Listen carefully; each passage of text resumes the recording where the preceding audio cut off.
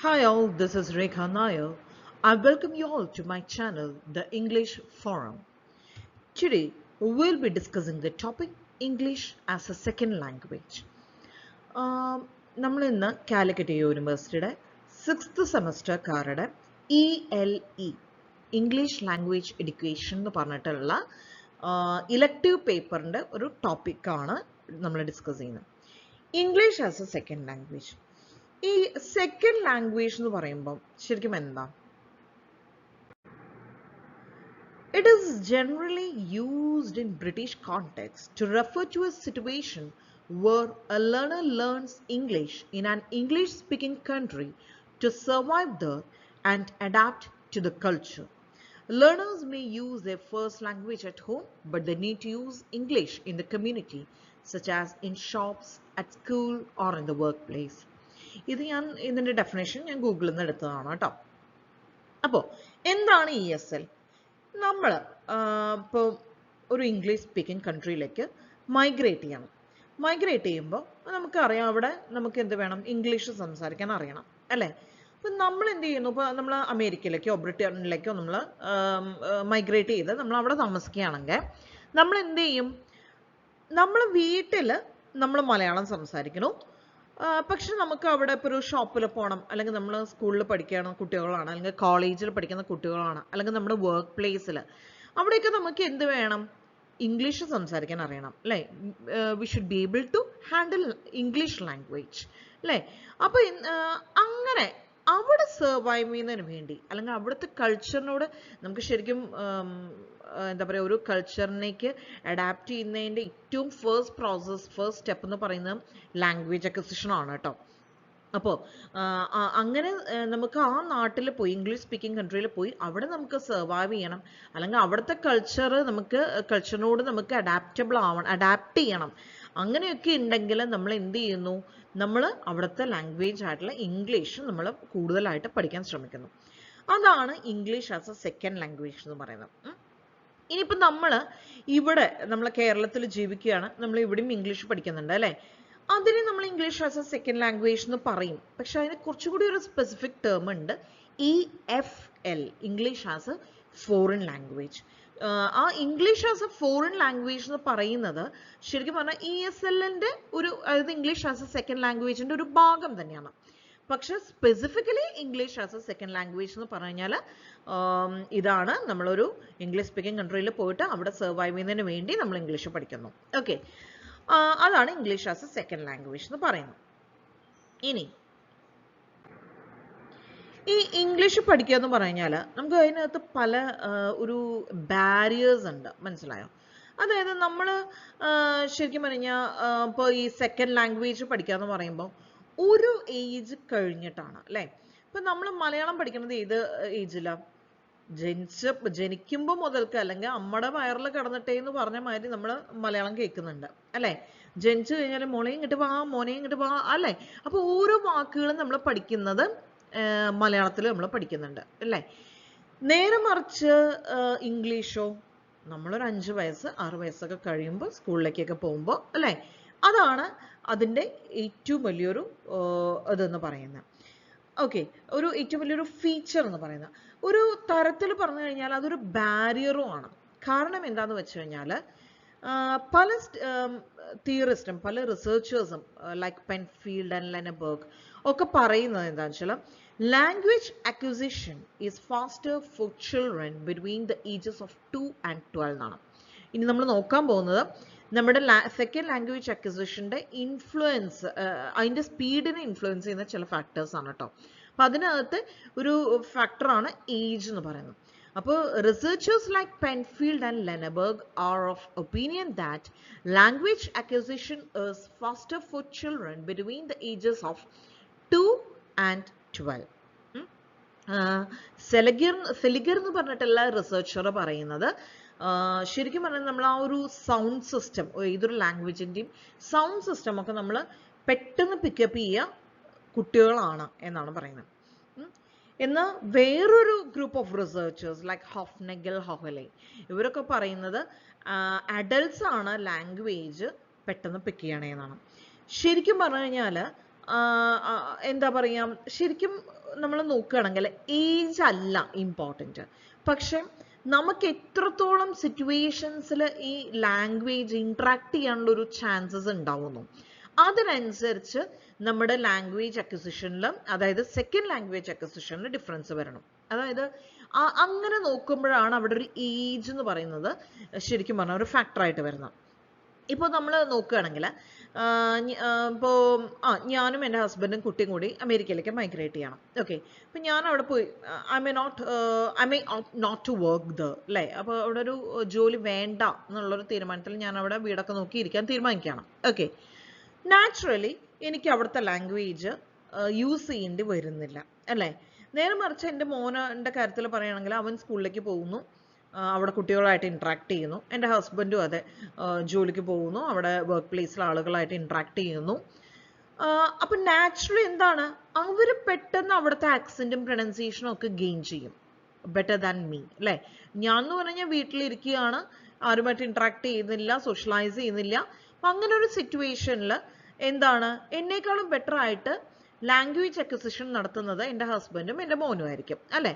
അപ്പോൾ അവിടെ എന്താണ്, ഏജ് അല്ല ഫാക്ടറായിട്ട് വരുന്നത്. പിന്നെന്താണ്, നമുക്ക് എത്രത്തോളം അവിടെ ഇൻട്രാക്ട് ചെയ്യാനായിട്ടുള്ളൊരു അവസരങ്ങൾ വരുന്നു, അതിനെ ബേസ് ചെയ്തിട്ടാണ് എന്നാണ് റിസർച്ചേഴ്സ് പൊതുവെയായിട്ട് പറയുന്നത്. ഇനി വരുന്നൊരു ഫാക്ടർ എന്ന് പറയുന്നത് സെക്സ് ആണ്, ജെൻഡർ. അതായത് റിസർച്ച് പറയുന്നത് പെൺകുട്ടികളാണ് പെട്ടെന്ന് ലാംഗ്വേജ് പഠിച്ചെടുക്കുന്നത്, സെക്കൻഡ് ലാംഗ്വേജ് പഠിച്ചെടുക്കുന്നത് എന്താ പറയുക, പെൺകുട്ടികളാണെന്നാണ് പറയുന്നത്. കാരണം അതൊരു സ്ത്രീകളെ സംബന്ധിച്ച് ഒരു സോഷ്യൽ ഇൻസെക്യൂരിറ്റി ഉണ്ടായോ, നമ്മൾ പോരാത്തോടാണോ, അല്ലെ? ആ ഒരു ഇൻസെക്യൂരിറ്റി കോമ്പൻസേറ്റ് ചെയ്യുന്നതിന് വേണ്ടിയിട്ട് ഇവർ പെട്ടെന്ന് പഠിച്ചെടുക്കും സ്ത്രീകൾ എന്നാണ് പറയുന്നത്. ഇനി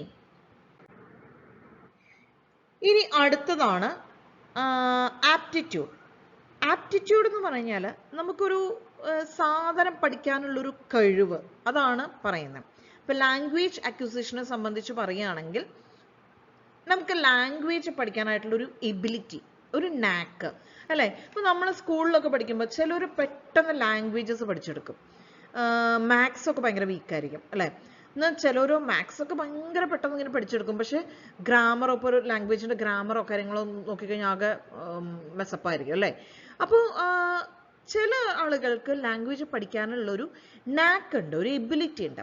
അപ്പോൾ ലാംഗ്വേജ് അക്വിസിഷൻ എന്ന് പറയുന്നത് എന്താണ്, ഒരാളുടെ ലാംഗ്വേജ് പഠിക്കാനുള്ള നാക്കിനെ അല്ലെങ്കിൽ ഈ ഒരു എബിലിറ്റിനെ ഡിപ്പെൻഡ് ചെയ്തിട്ട് ഇരിക്കും എത്ര പെട്ടെന്ന് നമ്മൾ ലാംഗ്വേജ് പഠിക്കണമെന്നുള്ളത്. അതായത് നമ്മളിപ്പോൾ നോക്കുന്നത് എന്താണ്, L2 അക്വിസിഷൻ, സെക്കൻഡ് ലാംഗ്വേജ് അക്വിസിഷൻ്റെ സ്പീഡിനെ ഇൻഫ്ലുവൻസ് ചെയ്യുന്ന ഫാക്ടേഴ്സാണ്.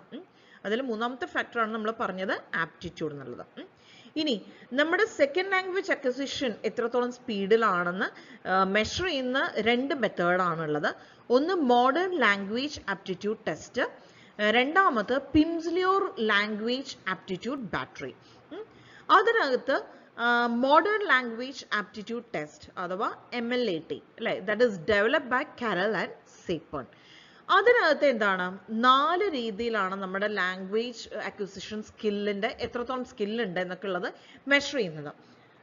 ഒന്ന് ഫോണീമിക് കോഡിംഗ് എബിലിറ്റി, അതായത് ഫോണറ്റിക് സ്ക്രിപ്റ്റ്സ് ഉപയോഗിച്ചിട്ട് ലാംഗ്വേജിലുള്ള ഡിഫറെൻറ്റ് ഫൊനീംസ് ഡിസ്റ്റിങ്വിഷ് ചെയ്യാൻ പറ്റുന്നുണ്ടോ അല്ലെങ്കിൽ ഐഡൻറ്റിഫൈ ചെയ്യാൻ പറ്റുന്നുണ്ടോ എന്ന് ടെസ്റ്റ് ചെയ്യലാണ് ഈ ഫോണീമിക് കോഡിംഗ് എബിലിറ്റി എന്ന് പറയുന്നത്.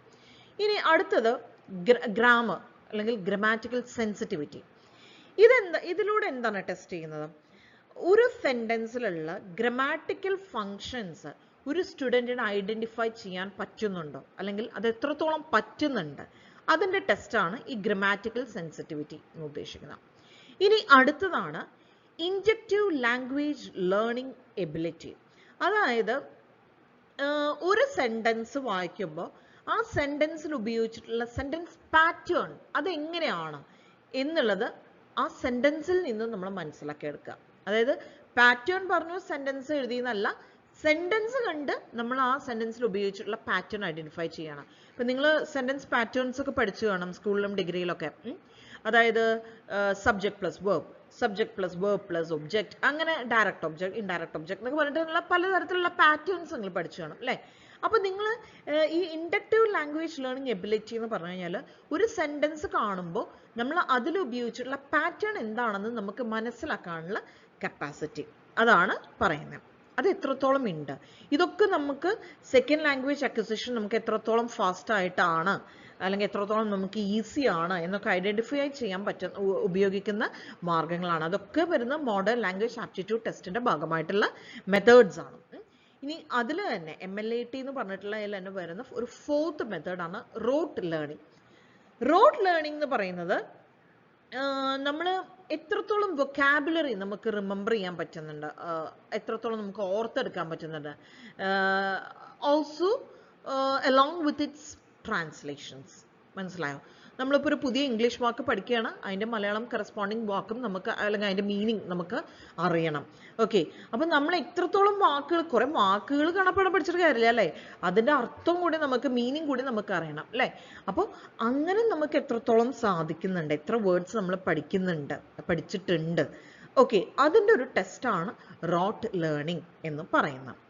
അപ്പോൾ ഇതാണ് ആപ്റ്റിറ്റ്യൂഡ് എന്ന് പറയുന്നത്. അതായത് ഇത് നമ്മുടെ ആപ്റ്റിറ്റ്യൂഡ് ടെസ്റ്റ് ചെയ്യാനുള്ള ഒരു മെത്തേഡാണ്. ഓക്കെ, അപ്പോൾ ആപ്റ്റിറ്റ്യൂഡ് എന്ന് പറയുന്നത് നാക്ക് ഫോർ ലാംഗ്വേജസ്. നമുക്ക് എത്രത്തോളം നാക്ക് ഉണ്ടോ അത്രത്തോളം നമ്മൾ ബെറ്റർ ആയിട്ട് അല്ലെങ്കിൽ അത്രത്തോളം ഫാസ്റ്റർ ആയിട്ട് നമ്മൾ സെക്കൻഡ് ലാംഗ്വേജ് പഠിക്കുന്നു. ഇനിയുള്ളതാണ് പേഴ്സണാലിറ്റി. പേഴ്സണാലിറ്റി എന്ന് പറയുന്നത് എന്താണ്? നമ്മുടെ പേഴ്സണാലിറ്റിയുടെ പല ട്രെയ്റ്റ്സും ലാംഗ്വേജ് അക്വിസിഷനെ ഇൻഫ്ലുവൻസ് ചെയ്യുന്നുണ്ട്. For example, social conformity, extroversion, flexibility, tolerance for ambiguity, independence, ഇങ്ങനെയുള്ള കുറേ ഫാക്ടേഴ്സ് ഉണ്ട്. അതായത് ഇപ്പം നമുക്ക് ഒരു സൊസൈറ്റിയിൽ നമുക്ക് എത്രത്തോളം ഇൻട്രാക്ട് ചെയ്യാൻ നമ്മൾ ആഗ്രഹിക്കുന്നുണ്ട് അല്ലെ. എക്സ്ട്രോവേർഷൻ എന്നൊക്കെ പറയുമ്പോൾ ചിലർ എന്ത് ഭാഷയാണെങ്കിലും, ഇപ്പോൾ നമ്മൾ കേരളത്തിൽ തന്നെയുള്ളൊരു ഫംഗ്ഷന് ഒരു മലയാളി പോവുകയാണെങ്കിലും എല്ലാവരും ഒരേപോലെ അല്ല ഇൻട്രാക്ട് ചെയ്യുന്നത് അല്ലേ. ചിലർ പെട്ടെന്ന് ഇങ്ങനെ മിങ്കിൾ ചെയ്ത് വരും, ചിലർ അത്ര പെട്ടെന്ന് മിങ്കിൾ ആവില്ല അല്ലേ.